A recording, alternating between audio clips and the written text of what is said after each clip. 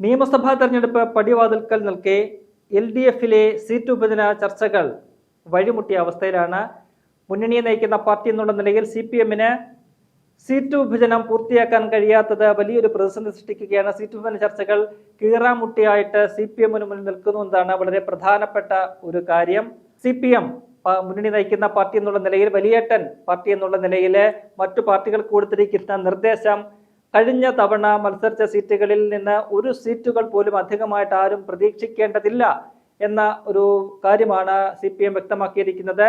ആർക്കും ഒരു സീറ്റ് പോലും അധികമായിട്ട് ലഭിക്കില്ല. അത്തരം ആഗ്രഹങ്ങളോ ഒന്നും തന്നെ ഒരു പാർട്ടികളും വെച്ച് പുലർത്തേണ്ടതില്ല. അതേസമയം തന്നെ ഏതെങ്കിലുമൊക്കെ പാർട്ടികളിലെ, ചെറു പാർട്ടികളിലൊക്കെ തന്നെ സീറ്റുകൾ പിടിച്ചെടുക്കാൻ കൂടിയാണ് CPM ഇപ്പോൾ ശ്രമിക്കുന്നത്. അത് മുന്നണിക്കുള്ളിൽ വലിയൊരു പ്രതിസന്ധിക്ക് കാരണമായിട്ടുണ്ട്. CPI കഴിഞ്ഞ നിയമസഭാ തെരഞ്ഞെടുപ്പിൽ 23 സീറ്റുകളിലാണ് മത്സരിച്ചത്. തൊട്ടു മുൻപ് 2016 അവർക്ക് 25 സീറ്റുകൾ ഉണ്ടായിരുന്നു. എന്നാൽ 2021 കേരള കോൺഗ്രസ് മാണി വിഭാഗം മുന്നണിയിലേക്ക് ചേർന്നതോടുകൂടി CPI-യുടെ ഉൾപ്പെടെ സീറ്റുകൾ പിടിച്ചെടുത്തുകൊണ്ടാണ് മാണി വിഭാഗത്തിന് സീറ്റുകൾ നൽകിയത്. അങ്ങനെ 2 സീറ്റുകൾ CPI-ക്ക് കുറഞ്ഞു. കഴിഞ്ഞ തവണ 23 സീറ്റുകളാണ് മത്സരിച്ചത്. ഇത്തവണയും അത്തരം 23 സീറ്റുകൾ മാത്രമേ CPI-ക്ക് ലഭിക്കുകയുള്ളൂ എന്ന് CPM വ്യക്തമാക്കിയിട്ടുണ്ട്. അതുകൊണ്ട് കൂടുതൽ സീറ്റുകൾ ചോദിച്ചുകൊണ്ട് ഇങ്ങോട്ട് വരണ്ട എന്ന കർശനമായ നിർദ്ദേശമാണ് CPM നൽകിയിരിക്കുന്നത്. CPM കഴിഞ്ഞ തവണ 77 സീറ്റുകളിലാണ് മത്സരിച്ചത്. അത് ഒരു 80 വരെ സീറ്റുകളിലേക്ക് എത്തിക്കാനുള്ള നീക്കങ്ങൾ നടത്തുന്നുണ്ട്. ചെറിയ പാർട്ടികളിൽ നിന്നും ഒക്കെ തന്നെ അവർ തോൽക്കുന്ന സീറ്റുകളൊക്കെ തന്നെ, അല്ലെങ്കിൽ അവർക്ക് തർക്കമുള്ള സീറ്റുകളിലൊക്കെ തന്നെ പിടിച്ചെടുത്തുകൊണ്ട് തങ്ങൾ മത്സരിക്കുന്ന സീറ്റുകളുടെ എണ്ണം വർദ്ധിപ്പിക്കാനാണ് CPM ലക്ഷ്യമിടുന്നത്. ഒപ്പം മുന്നണിയിലെ കേരള കോൺഗ്രസ് മാണി വിഭാഗവുമായിട്ടുള്ള ചർച്ചയാണ് ഏറ്റവും അധികം പ്രതിസന്ധിയിലായി നിൽക്കുന്നത്.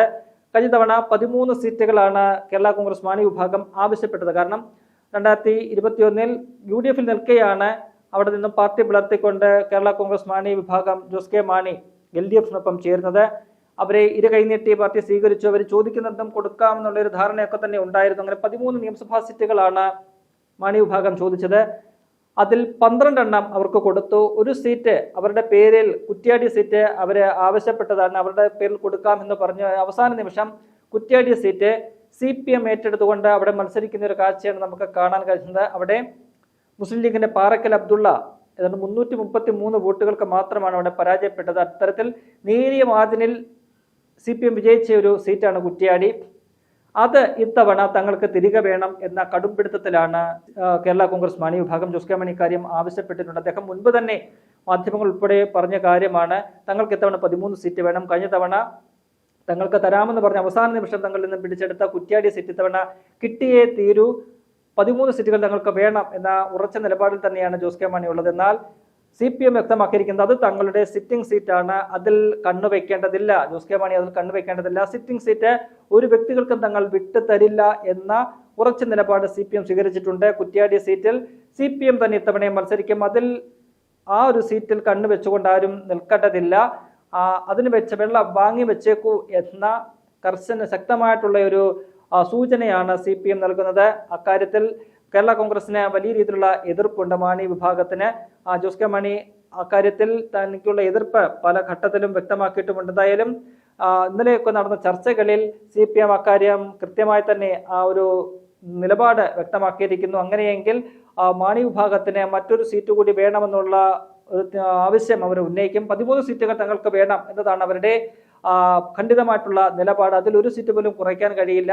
കുറ്റ്യാടി സീറ്റ് തന്നെ തങ്ങൾക്ക് വേണമെന്ന് പറയുമ്പോൾ മറുവശത്ത് CPM പറയുന്നത് അത് തങ്ങളുടെ സിറ്റിംഗ് സീറ്റാണ്. സിറ്റിംഗ് സീറ്റ് വിട്ടുകൊണ്ടുള്ള യാതൊരു കളിക്കും തങ്ങളില്ല. കാരണം ഇത്തവണത്തേത് വളരെ നിർണായകമായ ഒരു തെരഞ്ഞെടുപ്പാണ്. അതുകൊണ്ട് ആ സിറ്റിംഗ് സീറ്റ് വിട്ടുതരുമെന്ന് ആരും പ്രതീക്ഷിക്കേണ്ട. ഒപ്പം തന്നെ ഒരു സീറ്റ് പോലും അധികമായിട്ട് നൽകാനും കഴിയില്ല എന്ന് പറയുന്നു. അങ്ങനെ വരുമ്പോൾ 12 സീറ്റുകളിൽ, കഴിഞ്ഞ തവണ മത്സരിച്ച 12 സീറ്റുകൾ തന്നെ കേരള കോൺഗ്രസ് മാണി വിഭാഗത്തിന് ഇത്തവണയും മത്സരിക്കേണ്ടി വരും എന്നതാണ് നമുക്ക് മനസ്സിലാക്കാൻ കഴിയുന്നത്. മറ്റൊരു പാർട്ടിയായിട്ടുള്ള RJD, ചെറിയ പാർട്ടിയായിട്ടാണ്, അവര് കൂടുതൽ സീറ്റുകൾ ആവശ്യപ്പെട്ടിട്ടുണ്ട്. കഴിഞ്ഞ തവണ അവര് 3 സീറ്റുകളിലാണ് മത്സരിച്ചത്. അത് മലബാറിലാണ് 3 സീറ്റുകളും അവർക്കുള്ളത്. എന്നാൽ ഇത്തവണ അവർക്ക് തിരുവനന്തപുരം, തൃശ്ശൂർ പോലെയുള്ള ജില്ലകളിൽ കൂടി ഓരോ സീറ്റുകൾ കൂടി വേണം.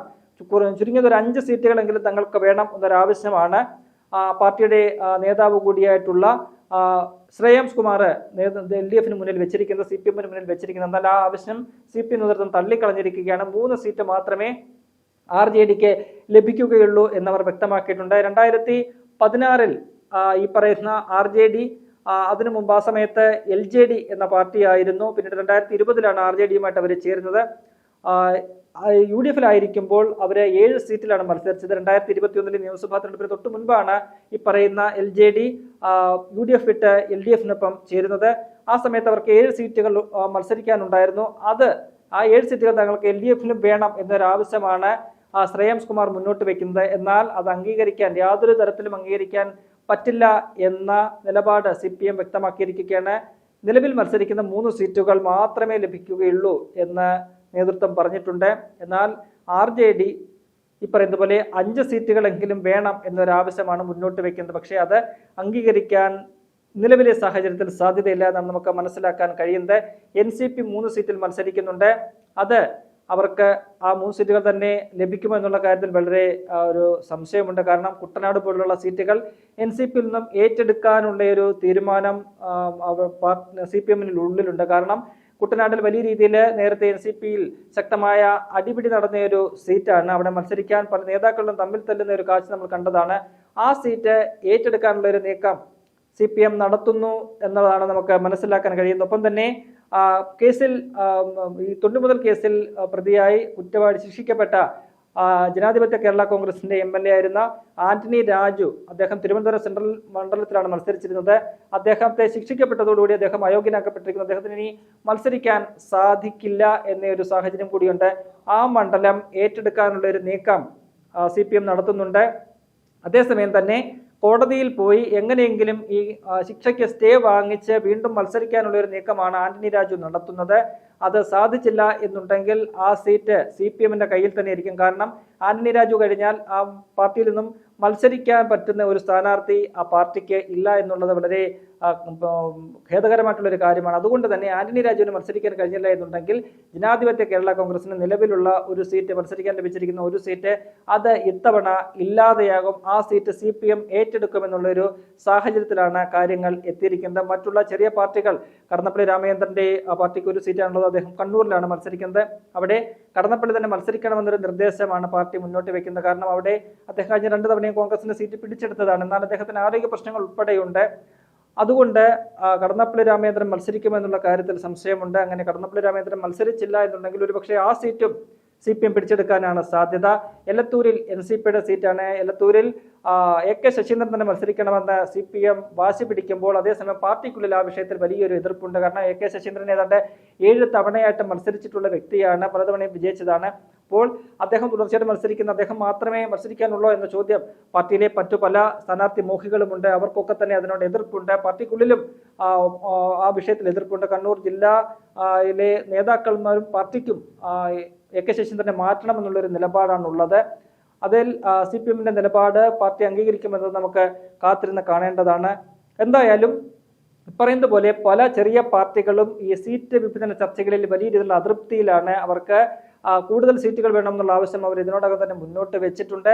അത് അംഗീകരിക്കില്ല എന്ന ഖണ്ഡിതമായിട്ടുള്ള നിലപാട് CPM എടുത്തതോടെ ആ ആവശ്യത്തോടെ CPM മുഖം തിരിഞ്ഞ് നിൽക്കുന്നതോടുകൂടി തങ്ങളുടെ ആവശ്യം അംഗീകരിക്കപ്പെടില്ല, അല്ലെങ്കിൽ അത് ആ ഒരു ആവശ്യം നടക്കില്ല എന്ന് തിരിച്ചറിഞ്ഞ പല ചെറിയ പാർട്ടികളും ഇപ്പോൾ വലിയ രീതിയിലും CPM-നോടൊക്കെ തന്നെ വലിയ രീതിയിൽ പിണങ്ങിയിരിക്കുന്ന ഒരു കാഴ്ചയാണ് നമുക്ക് കാണാൻ കഴിയുന്നത്. എന്തായാലും CPM-ലെ സീറ്റ് വിഭജന ചർച്ചകൾ ഇപ്പോഴും പുരോഗമിക്കുകയാണ്. ഒരു അന്തിമ തീരുമാനത്തിലേക്ക് മുന്നണി എത്തിയിട്ടില്ല. അതിൽ ഏറ്റവും പ്രധാനപ്പെട്ട ഒരു കാര്യം ഈ കേരള കോൺഗ്രസ് മാണി വിഭാഗമായിട്ടുള്ള ചർച്ചയാണ്.